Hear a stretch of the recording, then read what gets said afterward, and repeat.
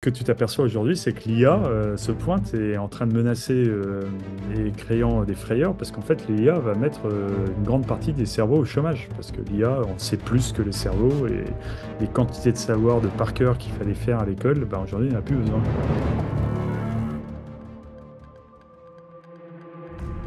En gros, avec l'arrivée de l'IA, la dimension du cœur va être hyper importante. Oui. Tu dis qu'il y a comme trois, il y a eu comme trois ce Bah, moi, dernier siècle, trois étapes.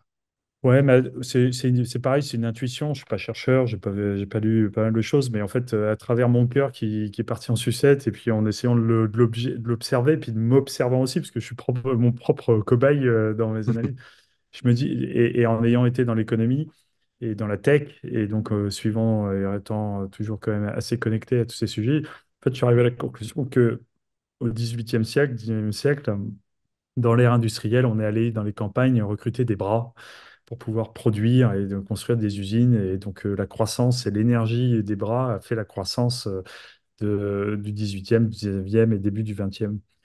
Et puis, à un moment donné, ben, on a inventé les robots, et les robots ben, ont créé un cataclysme, ont mis tous ces bras au chômage, créant beaucoup de désarroi, fermant des villes, et ainsi de suite. Et on s'est mis à recruter des cerveaux pour basculer dans l'économie de la connaissance. Et donc, on a formé des écoles de commerce, on a créé les écoles de commerce des années 60-70, au moment où on invente le cerveau droit, le cerveau gauche, connerie. Et en fait, ce que tu t'aperçois aujourd'hui, c'est que l'IA se pointe et est en train de menacer et créant des frayeurs, parce qu'en fait, l'IA va mettre une grande partie des cerveaux au chômage, parce que l'IA, on sait plus que les cerveaux, et les quantités de savoir de par cœur qu'il fallait faire à l'école, ben, aujourd'hui, il n'y en a plus besoin, quoi. Mais en revanche, là où tu te dis, bah ouais, elle est où l'opportunité finalement? Mhm. Parce que l'entrepreneur, il cherche à voir la suite, hein. Tu sais, quand on invente l'électricité, les gens s'inquiètent. Ouais, mais n'empêche que l'électricité a libéré les femmes d'aller chercher de l'eau, de faire la lessive, etc. Et a permis une croissance économique de dingue. Alors, pour celles qui avaient l'habitude d'aller chercher de l'eau et qui aimaient ça, bah oui, c'était un peu compliqué, mais n'empêche que et aujourd'hui, bah, l'IA, qu'est-ce que ça va permettre? Eh ben, en fait, en nous libérant de toutes ces tâches stupides et de tous les jobs à la con qui n'ont pas de sens, qui aboutissent au burn-out, bah, ça va nous permettre de basculer dans des choses qui, dans le cœur, est triomphant, quoi. Parce que pour prompter une IA, il faut du cœur, de donner un brief, mettre une sensibilité, décrire une personnalité, bah, qualifier les émotions, on y revient. Ça, c'est le cœur, hein, et c'est pas l'IA qui va être capable de le faire. Et donc, bah, l'IA va pouvoir nous laisser du temps pour pouvoir construire nos cœurs, aller chercher et voir des choses qu'on ne voit pas. Donc, c'est très inquiétant. Quand on ne voit pas les choses, c'est très inquiétant. Mais finalement, on va aller voir des énergies, remettre peut-être du transcendantal, des choses que l'être humain est appelé à être. Tu sais, religion, c'est mettre en lien, hein. Donc, c'est mettre en lien avec Dieu, mais c'est mettre en lien avec nous. Donc, quand on voit les gens qui disent aujourd'hui, il n'y a plus de solidarité, il n'y a plus rien, ben, il va peut-être falloir recréer du lien. Et recréer du lien, c'est peut-être parce que l'IA va nous libérer de quantité de conneries que là, on va pouvoir avoir du temps pour pouvoir faire ça, notamment répondre à ta question d'avant, bah, comment je peux être arrêté d'être un hamster. Peut-être que l'IA est une solution à ça. Et en tous les cas, j'arrive à la conclusion qu'en fait, les boîtes, pour continuer à grandir et performer, il va falloir recruter des cœurs.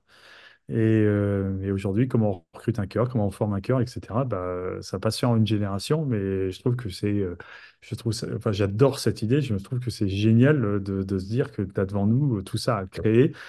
Alors, bah, c'est sûr que pour les cerveaux qui vont être au chômage et qui vont pas être capables de s'adapter, il y a des drames en perspective, et ça, je le nie pas. Et je pense qu'il faut être attentif à la fragilité des plus faibles. Mais devant nous, on a un monde de cœur à construire, et ça devrait enthousiasmer et réchauffer tous les cœurs. Et du coup, tu dirais quoi à quelqu'un qui a le cerveau qui tourne à 1000 à l'heure et qui se dit justement, voilà, moi, j'ai entrepris grâce à mes stratégies, ça me parle, je connecte avec ce que tu es en train de dire, que l'IA euh, va me remplacer, ou en tout cas va remplacer une grande partie. Je veux bien travailler le cœur, mais ça commence par quoi? C'est reconnecter avec ses émotions, ce qu'on se disait avant. Je pense que c'est ça dans le monde de l'entreprise. C'est Ouais, alors, moi, j'ai essayé plein de trucs. Je dis pas que c'est ça qu'il faut faire. Chacun, c'est un chemin. Enfin, c'est ton chemin Mhm. de vie, quoi. tu vois, réaligner le cerveau, ton corps et ton cœur. Il y en a qui passent par la méditation, il y en a qui passent par des thérapies comme l'hypnose. Moi, je travaille pas mal avec les neuropsies et puis les psys pour pouvoir qualifier. Je reste à cheval entre mon cerveau et mon cœur. Je donne pas les clés du camion au cœur. J'ai besoin de post-rationaliser, besoin d'apprendre. Tu as beaucoup de lectures. T'as beaucoup de lectures, tu as des gens qui ont réfléchi au cœur depuis des milliers d'années, quoi. Tu vois, enfin, nous, on a toujours l'impression d'être l'homme moderne occidental, de réinventer et d'inventer le monde, mais en fait, bah, tu citais des passages de la Bible avant, il y a des gens qui ont écrit des trucs il y a 5000 ans, donc voilà. Il y a Tu aurais des livres à aussi, recommander d'ailleurs comment? sur ce sujet-là, peut-être après, mais des livres à recommander justement pour Tu veux quelqu'un que qui je voudrait recommande la creuser. Bible? C'est intéressant, la Bible. Et je recommande la Bible, pas tous les passages dans la Bible, mais c'est vrai que tout est écrit, quoi. Enfin, c'est quand même assez fascinant d'admettre que à l'époque, on connaissait pas l'électricité, on n'envoyait pas les gens sur la Lune, mais on réfléchissait quand même. Tu as les philosophies grecques qui sont quand même qui rejaillissent là-dedans, qui sont dedans. Moi, t'as des livres comme le bouquin de Bergson sur le temps, la durée, qui s'appelle Matière et mémoire, qui n'est pas forcément hyper facile à lire, mais moi, qui m'a beaucoup parlé. Ok. Euh, t'as une fille aussi qui a écrit un bouquin pour montrer d'autres dimensions qui s'appelle Trois jours et demi après la mort de mon père. Je Ok. crois que c'est avec mes problèmes de mémoire, mais je crois que c'est Valérie Séguin. Euh, ce qui m'intéresse, c'est pas de savoir si c'est juste ou pas.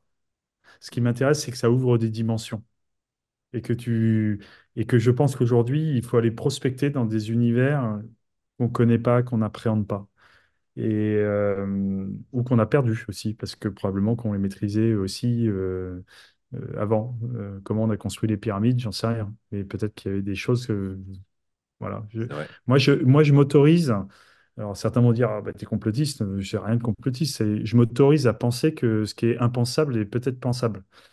Parce que ma vie, vient de là. Il n'est pas pensable de maintenir quelqu'un 53 minutes en massage cardiaque Ah et ouais. qui vienne avec un cerveau.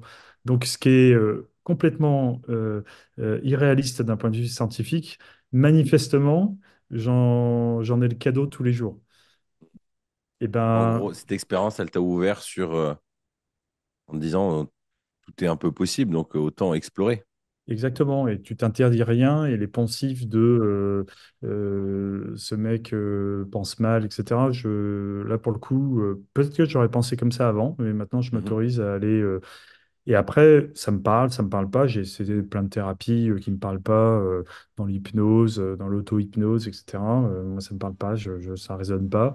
C'est pas grave, on a fait l'expérience et on Ça. continue et on teste d'autres choses. Si cet échange a fait écho avec ton propre cheminement, je pense que tu vas apprécier l'e-book que j'ai rédigé pour les papas, patrons, pèlerins. Adieu la culpabilité des parents entrepreneurs. J'ai mis à l'écrit 17 pensées qui m'ont aidé à réduire de 30% ce sentiment de culpabilité. Tu sais, cette impression de ne pas être assez présent pour ma famille, pour mon travail. Pourquoi 30%? Tout simplement parce que ce sentiment ne disparaît jamais vraiment. Bien géré, il est un indicateur, mais non contrôlé, il fait beaucoup de dégâts. Cela fait des années que je travaille sur ce sujet, car la culpabilité est très présente en moi et c'est un sentiment qui se transmet de génération en génération. Et je ne veux pas refiler ça à mes enfants. Trop lourd à porter. La culpabilité, c'est porter l'entière responsabilité des événements. Dans l'e-book, je te partage aussi un cheminement mental pour t'aider à discerner ta part de responsabilité, au lieu de te flageller, encaisser, faire le sauveur, de plutôt responsabiliser les gens autour de toi. Il est gratuit et il te suffit de cliquer dans le lien dans la description. En le téléchargeant, tu t'inscris aussi à ma newsletter où je te partage mes nouveautés. Bisous.